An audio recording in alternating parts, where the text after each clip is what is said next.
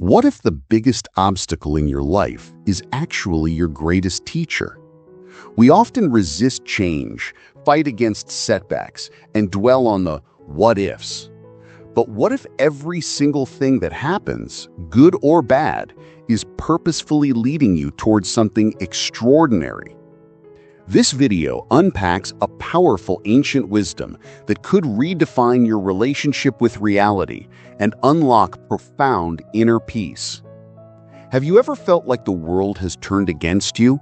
That every effort you've poured into your life, every sleepless night, every sacrifice, has led you nowhere? Imagine standing in the middle of your life, everything you built crumbling before your eyes. The emails marked terminated, the bank statements showing debts you never imagined, and the silence of an apartment that once hummed with the energy of purpose. Your body feels exhausted, but your mind races endlessly, replaying moments, questioning every choice, every decision. Why me? Why now? This is where we meet our man. Let's call him Daniel. A 45-year-old entrepreneur in a bustling American city, Daniel dedicated his life to climbing a ladder he thought led to fulfillment. Yet, in one unexpected week, his company collapses. Investors pull out. Projects fail. Even relationships fray under the weight of stress and disappointment. He walks alone through city streets at midnight, neon signs flickering in puddles from a recent rain, the hum of traffic echoing like a distant storm in his chest. The usual noise of life now feels alien, meaningless. He clutches his coat tighter around him, shivering. But it's not the cold that chills him. It's the emptiness, the gnawing doubt that maybe he's wasted decades chasing the wrong dream. And yet, there is something deeper in the stillness. A quiet question rises in the center of the chaos. Is this all there is? Or am I missing something? Daniel's story isn't unique. Millions of us have faced moments when the plans we trusted dissolve into dust. And yet, the Buddha taught us that such moments are not punishments. They are invitations, gateways, to awaken to a truth we rarely notice in our comfort, that life itself is a teacher, and what we perceive as failure is often the guidance we desperately need. That night, Daniel doesn't know it yet, but his life is about to shift. The collapse, the fear, the despair. These are not endings. They are the first whispers of a journey inward, a path that will reveal that everything happens for a reason. And as he wanders the quiet streets, something catches his eye. A small temple tucked between the shadows of skyscrapers. Its wooden doors glow softly under the streetlight. A faint scent of incense drifts out, carrying a stillness that cuts through the turmoil in his chest. He hesitates, unsure why his feet are moving toward it. But they do. Inside, the warm glow reveals a man sitting quietly, a monk, serene, radiating calm. His eyes meet Daniel's, and in that gaze, Daniel senses a depth he has never felt in his entire life. The monk does not speak immediately. He simply smiles. And that silence, paradoxically, is the first teaching. It tells Daniel something he cannot put into words, that life's wisdom is not always shouted, not always obvious. Sometimes it whispers, sometimes it waits. And sometimes, it waits until we are ready to truly listen. Tonight, Daniel will begin to learn what the Buddha has been teaching for thousands of years, that our suffering, our failures, our fears, all of it is not meaningless. All of it carries a reason, a lesson, a seed for awakening. And this is the moment where Chapter 1 ends, where the seed of understanding is planted in Daniel's weary heart. Chapter 2. The Meeting and Parable. Daniel steps hesitantly into the temple. The scent of incense and aged wood fills the space. The soft glow of lanterns reflects off simple golden statues, each one radiating a quiet serenity that feels almost otherworldly. The city outside, with its noise, urgency, and chaos, seems like another world entirely. The monk remains seated, hands resting lightly on his lap. His robe, a deep maroon, flows over his legs like water over stones, and his eyes, calm, piercing, yet gentle, meet Daniel's with unwavering presence. "You seem burdened," the monk finally speaks, his voice soft but carrying a depth that reverberates inside Daniel like a bell in still water. Daniel swallows. Words feel heavy. I don't know where to begin. Everything I built, it's gone. My work, my plans, my life. I feel like I failed. The monk nods slowly.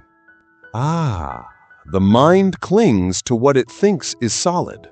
But have you considered that the collapse itself is the path? Daniel blinks.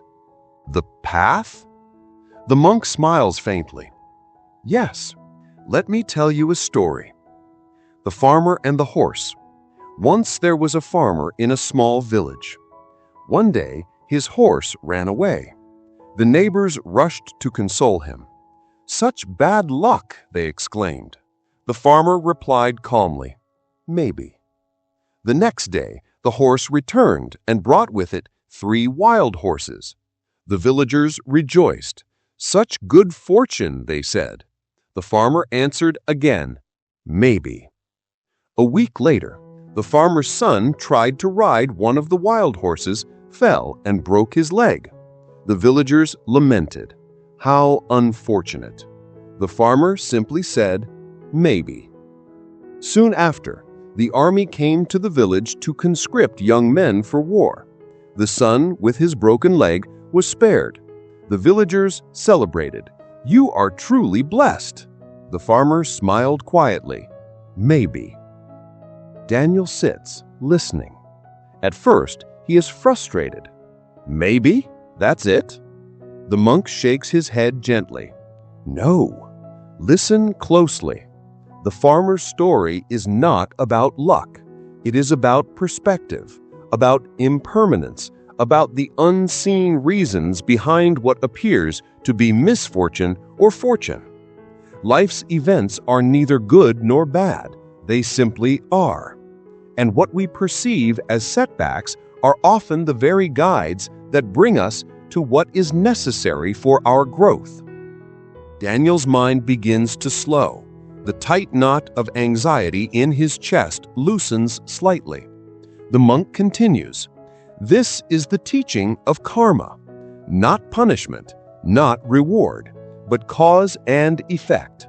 Every action, every decision, every experience shapes your path, and sometimes what seems like failure is the opening to awakening." He pauses, letting the words sink. "You did not fail, Daniel. You were redirected. Your work, your efforts, your devotion, they are not lost. They are seeds waiting for the right conditions to blossom." Daniel exhales slowly, feeling the tightness in his chest release for the first time in days. A quiet resonance forms inside him, a knowing that, despite the collapse of everything he thought mattered, there might be a reason he cannot yet see. The monk smiles again. "Tomorrow, I will guide you through meditation. But tonight, sit with the story. Let it unfold inside your heart. Let the stillness speak." And for the first time that night, Daniel feels a trace of peace. Not the empty, fleeting kind. Not the kind that comes from distraction or denial. A deep, gentle awareness that everything, even loss, has a place in the larger unfolding of life. He leaves the temple, steps into the quiet streets, and notices the rain-soaked sidewalks reflecting city lights. Each reflection seems a little brighter now, each step lighter. Even though the wind still carries a chill, Daniel feels warmth where he thought there was only emptiness. For the first time, he begins to trust, maybe, Just maybe he is exactly where he is supposed to be. Chapter 3. The Awakening. The next morning, Daniel returns to the temple. The city hums around him, but inside, he feels a strange calm, a curiosity that feels almost like hope. The monk greets him with the same serene presence. "Today, we explore your mind," he says softly. "Not the mind you think you have, but the mind that observes, that witnesses, that is." Daniel sits cross-legged on the wooden floor. The air carries the soft aroma of incense, mingling with the faint rustle of leaves outside. His body feels tense at first, but the monk's presence guides him toward stillness. "Close your eyes," the monk instructs. "Observe your breath. Do not change it. Simply notice it, the rise, the fall, the rhythm that exists whether you control it or not. This is the beginning of awakening." The mirror of consciousness. Daniel feels his mind surge with thoughts, worries, regrets, plans for recovery. The monk watches silently. Thoughts are like clouds passing across the sky. You are not the clouds. You are the sky. You are the awareness in which all events, feelings, and dreams arise. When you grasp at the clouds, you suffer. When you let them pass, you discover freedom. Daniel imagines his anxieties as dark clouds. As he breathes, he watches them drift, dissolving into the vast open sky of his consciousness. A strange lightness fills him, the first glimpse of liberation he has felt in weeks. Dreams as teachers. The monk continues, "Tonight when you sleep, remember that sleep is not the end. Your consciousness continues. Your dreams are sacred messages, reflections of karma, and sometimes glimpses of your past lives." He explains dream yoga, a practice from Tibetan Buddhism, becoming conscious in dreams to explore the mind, resolve karmic bonds, and awaken latent wisdom. "Imagine," the monk whispers, "that each night your dreams are a mirror of your soul. You can learn, heal, and awaken while the body rests. You do not need to force it. Just awareness is enough." Daniel closes his eyes and envisions himself floating above the city. The night stretches endlessly below him. Streets, lights, people, all appear like scenes in a vast cosmic play. He feels weightless. His fears, his regrets, his attachments, they dissolve into the night air, leaving only clarity. The story of past lives. The monk shares a story of a man named Ananda, who, like Daniel, faced loss and despair.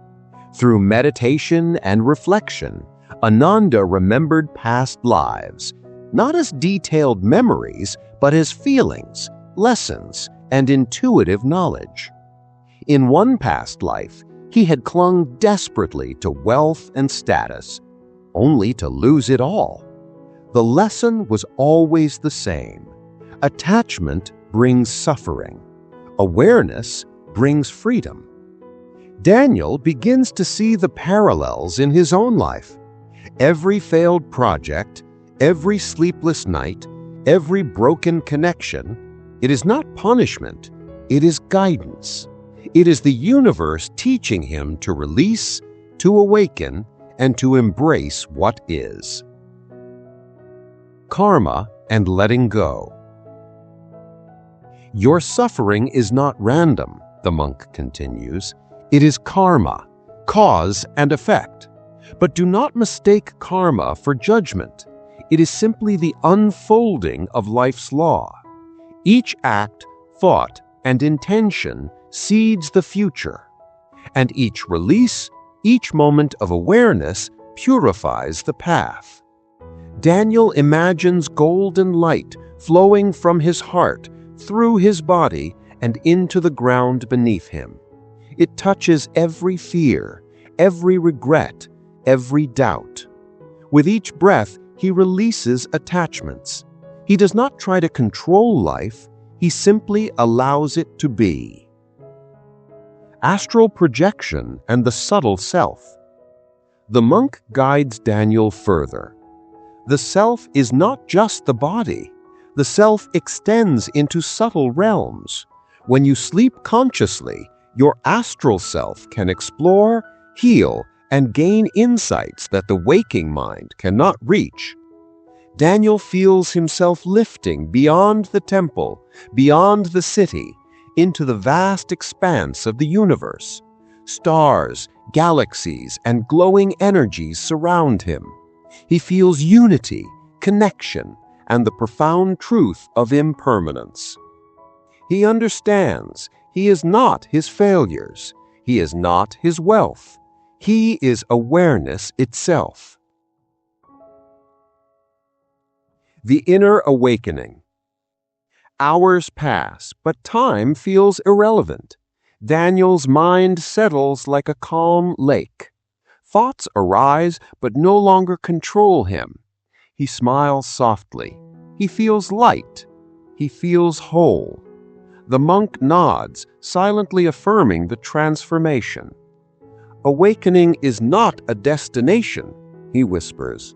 It is a process of letting go, understanding, and embracing what is. Remember, everything happens for a reason. Daniel leaves the temple that morning with no immediate answers, no concrete plan for rebuilding his business, no guarantee that life will be smooth.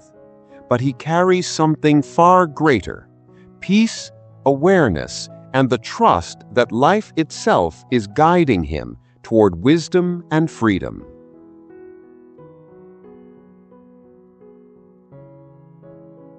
As you watch this, take a moment to breathe deeply. Reflect on the struggles, failures, and fears in your own life. What if, like Daniel, you began to see them not as obstacles, but as guides? Your dreams, your setbacks, your anxieties, all of them are teachers. And when you awaken to this, you discover something extraordinary: that peace, clarity, and freedom have always been within you.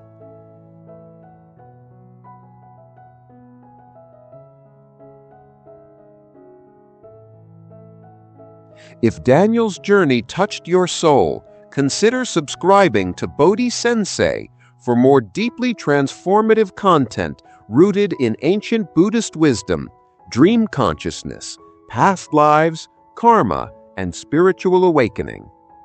Like, share, and comment. I release, I awaken, I am aware. May your path inward be filled with light, clarity, and understanding.